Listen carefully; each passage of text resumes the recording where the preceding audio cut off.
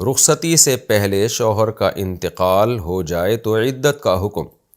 رخصتی سے قبل شوہر کا انتقال ہو جائے تو عدت کا کیا حکم ہوگا؟ عبداللہ بیگ کشمیر سے۔ دیکھیں، شوہر نے اگر رخصتی سے پہلے طلاق دے دی تو پھر تو عدت عورت پر لازم نہیں ہے اور شوہر پہ مہر بھی آدھا لازم ہوگا اور فوراً وہ جہاں چاہے نکاح کر سکتی ہے۔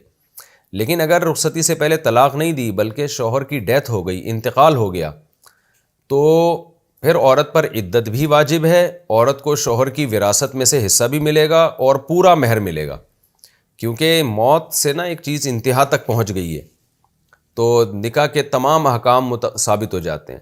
اس لیے رخصتی سے پہلے شوہر کی ڈیتھ ہونے کی صورت میں عورت کو وراثت بھی ملے گی، پوری 4 مہینے 10 دن عدت بھی گزارے گی وہ، اور مہر بھی پورا کا پورا دیا جائے گا اس کو۔ ایلفی نہ ہٹ رہی ہو تو وضو کا حکم۔ ناخن پر ایلفی گر جائے اور مٹ نہ سکے تو اس سے وضو اور غسل ہو جائے گا یا نہیں؟ رحمت اللہ پشین سے۔ نہیں ہوگا، کیونکہ ایلفی کے اندر پانی نہیں پہنچتا۔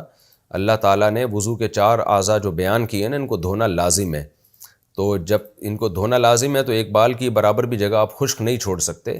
تو کوئی آئل پینٹ ہے یا ایلفی لگ گئی ہے تو اس کو آپ ہٹائیں۔ تو اس میں بعض دفعہ یہ ہوتا ہے ہٹانے میں نماز کا ٹائم چلا جاتا ہے، تو بھی اس کو پھر بھی ہٹانا پڑے گا، کیونکہ وضو کے ہوتے ہوئے پانی کے ہوتے ہوئے تیمم کا بھی حکم نہیں ہے، اجازت نہیں ہے۔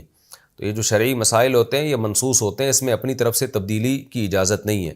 یہ میں اس لیے کہہ رہا ہوں کہ ابھی ایک نئے ہمارے پروفیسر صاحب ہیں، ان کا نیا فتویٰ مارکیٹ میں آیا ہے کہ اگر نیل پالش لگا ہوا ہو تو عورت اسی پہ مسح کر سکتی ہے، تو یہ بالکل غلط فتویٰ ہے۔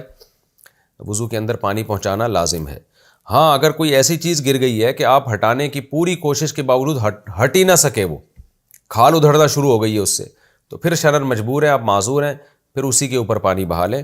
لیکن ایلفی میں ہوتا ہے ایسا نہیں ہے، ایلفی ہٹ جاتی ہے، دیر سے ہٹتی ہے، تو اس لیے اس کو بہرحال آپ کو ہٹانا پڑے گا۔ بعض ایسے کیمیکل آتے ہیں جن سے ایلفی آرام سے ہٹ جاتی ہے، وہ کسی سے پوچھ لیے گا۔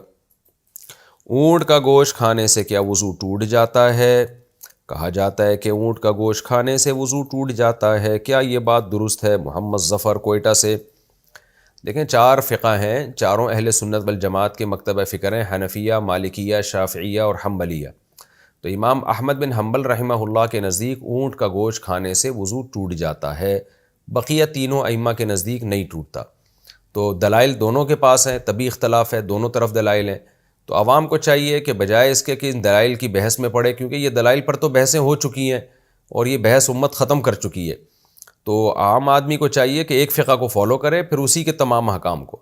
تو چونکہ آپ کوئٹہ سے ہیں، یہاں فقہ حنفی کو فالو کیا جاتا ہے، تو فقہ حنفی میں اونٹ کا گوشت کھانے سے وضو نہیں ٹوٹتا، لہذا آپ اگر اونٹ کا گوشت کھا لیتے ہیں تو وضو کیے بغیر بھی نماز پڑھ سکتے ہیں۔ البتہ فقہ حنبلی میں عرب جو ہے نا، فقہ حنبلی کو فالو کرتے ہیں تو ان کے نزدیک ٹوٹ جاتا ہے۔